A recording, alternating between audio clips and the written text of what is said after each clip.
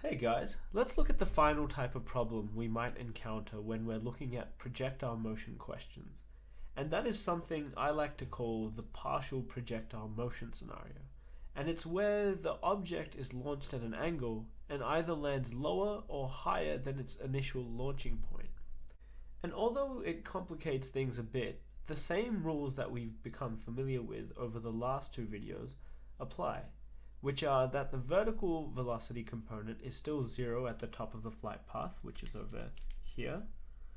The vertical velocity component is also still subject to the equations of motion with constant acceleration, which I've written towards the left here, where that constant acceleration is just gravity acting downwards. And horizontal velocity remains constant due to the absence of air resistance. So we can go ahead and use our equation VH, where that's the horizontal velocity, is equal to XH times time, where XH is just our horizontal displacement, which I'll mark on the diagram as well. So that's XH.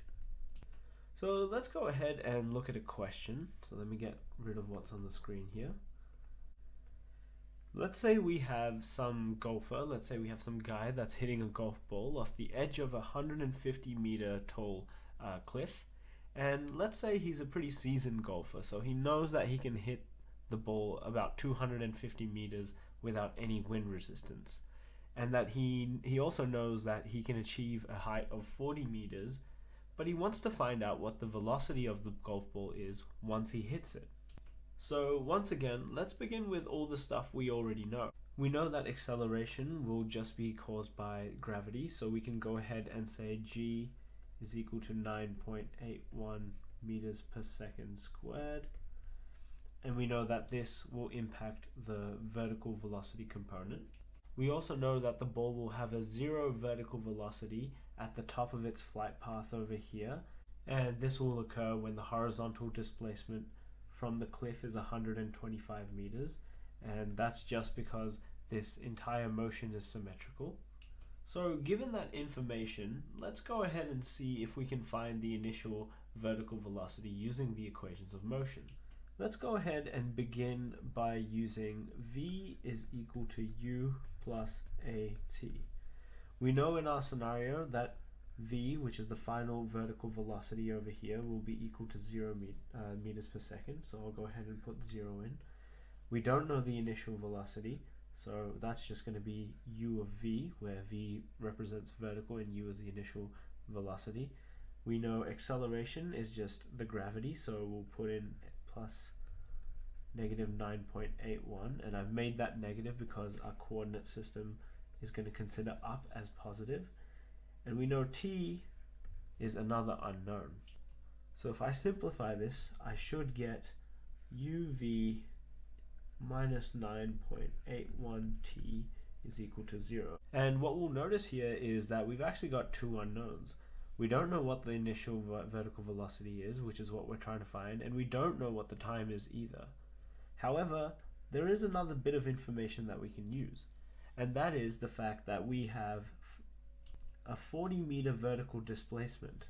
So we can go ahead and actually use this equation, because we know what the final velocity is, and that's going to be 0. We know what the acceleration is. We have to find time, and we already know what the displacement is, which is 40 meters. So let me write that out. X is equal to vt minus half at squared. Now our v term is going to be the final velocity at the top of its flight path, which is going to be equal to 0. So this term cancels out to 0. We know our a is just gravity, so that's going to be negative 9.81. And we know our t squared is just t squared. We don't really know what the time is yet, but we do know what our vertical displacement is, and that's 40 meters at the top of its flight path. So I'll put that in. And I can go ahead and transpose this to solve for t, which gives me t is equal to 2 times 40 divided by 9.81. And that's going to be square rooted, which gives us an answer of 2.86 seconds. Now this 2.86 seconds will correspond to the time taken for this ball to reach its maximum height. And we can use that bit of information to find the initial vertical velocity. So I can go ahead and plug this in back into this equation. So I can say 0 is equal to uv minus 9.81 times time, which is 2.86. So if I take this expression, these terms to the other side, I get uv is equal to 9.81 times 2.86, which gives us an initial vertical velocity of 28.01 meters per second. So now that we found our vertical component, which is just going to be 28.01 meters per second, let's see if we can still use this information and go ahead and find our horizontal velocity vector.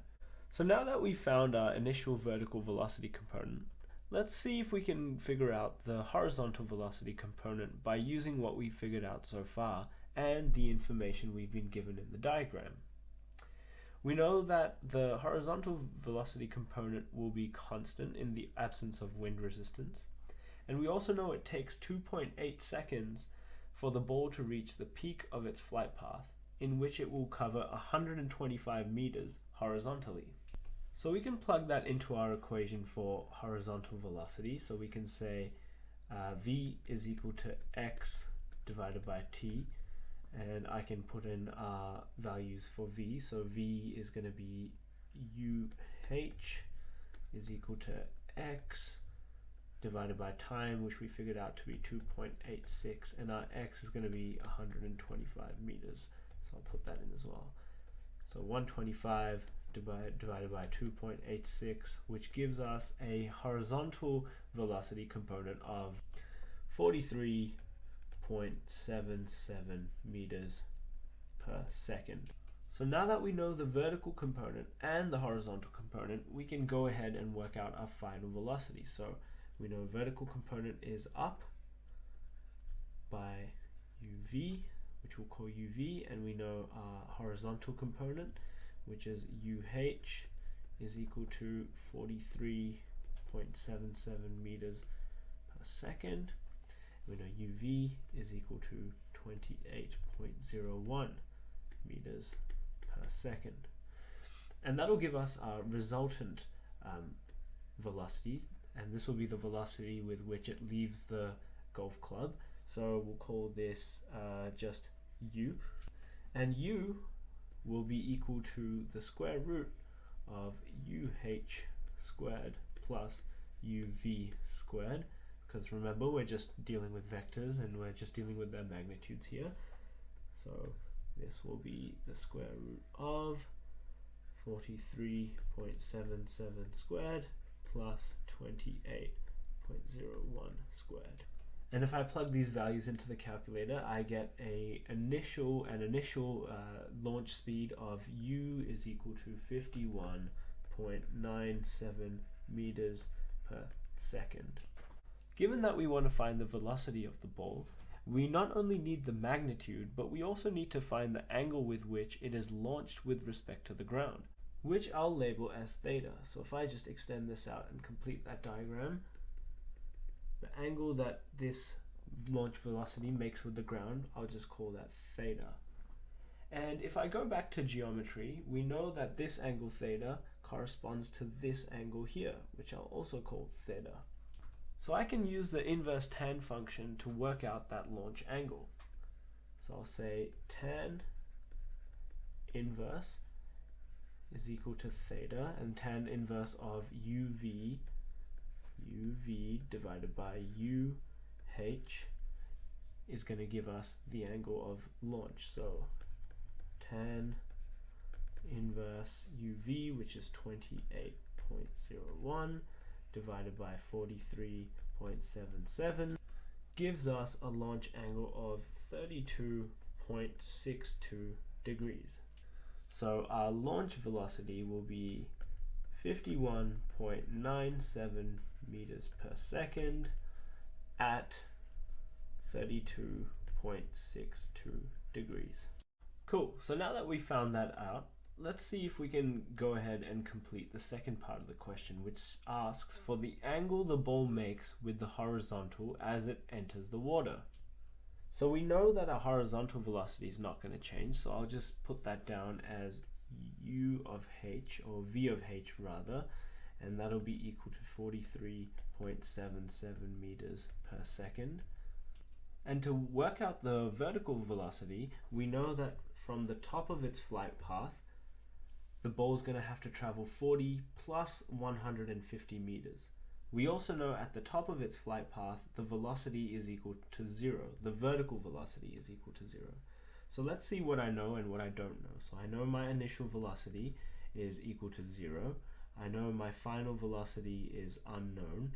I know my acceleration is going to be 9.81 meters per second squared due to gravity. I know my x is going to be equal to 40 plus 150. So 190 meters, and I don't know what the time taken is going to be. So if I go over and slide to the equations of motion, I can see that we can use v squared is equal to u squared plus 2ax, because I don't need the time expression in this equation. So let's go ahead and plug in our values into that equation. So we say v squared is equal to u squared plus 2ax. So v squared is our unknown, so that's going to remain. Our u is going to be 0 because we're starting at the top of the path, so that's 0. And for this part of the motion, I'll treat downwards as positive, so I'll say 2 times the gravity, which is 9.81, times the x, which is 190 meters, is equal to v squared. So I can square root this entire expression on the right here to find our velocity. So v is equal to 2 times 9.81 times 190 square rooted.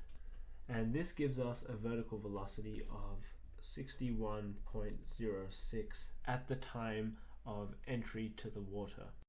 And of course this is measured in meters per second, so I'll go ahead and put my units in as well.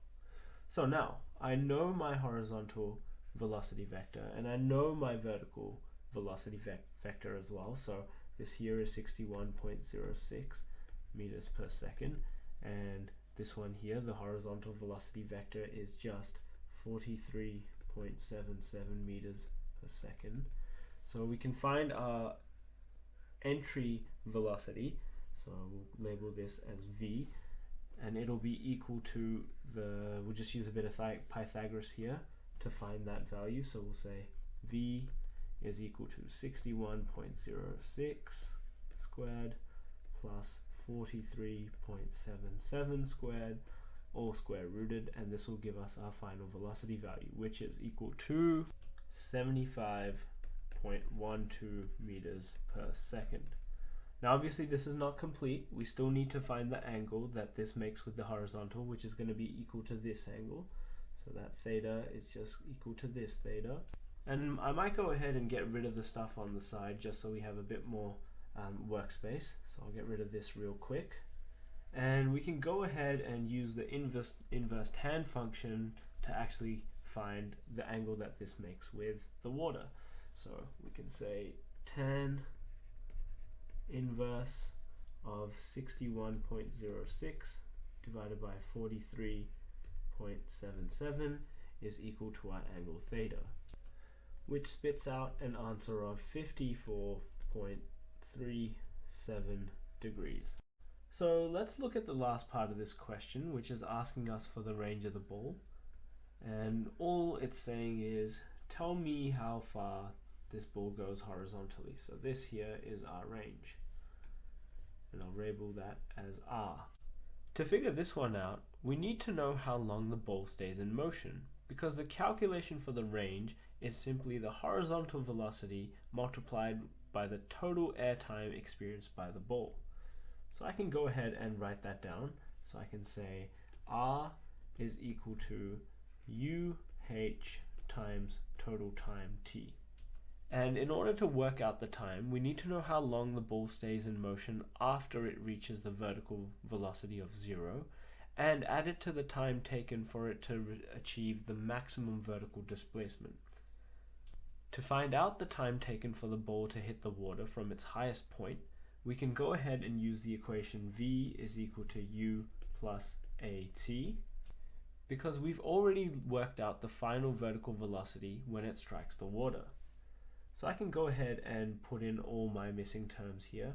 I know my velocity is going to be equal to 61.06 like we worked out before. So 61.06. I know our initial velocity from the top of its flight path is going to be 0, so that term goes to 0. And I know the acceleration is going to be 9.81, and I know the time is the thing that we want to find out. So if I go ahead and plug this into the calculator, I get 6.22 seconds. And this is the second part of motion, so after it's achieved its maximum height. So I'll label anything that happens from here on as T2, and I'll call this section T1, and the total time will just be T1 plus T2. So I can go ahead and sub that into our expression over here for range. So I can say range is equal to UH times T1 plus T2. And I'm going to get rid of this so it's easier for me to write this one out. So let's get rid of that real quick. And we'll go back to the equation. So T1 plus T2. We've already worked out T2, and we already know what T1 is because we worked that out before as well. And we already know what U of H is because that's going to be consistent throughout the entirety of the ball's motion. So I might just bring this down a bit so we can work it out in a more clear manner. So we know U is equal to 43.77 times T1, which is 2.86, plus T2, which is 6.22. And then we can go ahead and plug these values into the calculator to give us a range of 397.43 meters. And this brings us to the end of the projectile motion, module. So hopefully you've learned how to tackle these questions, and I will catch you at the next one. Thanks, guys.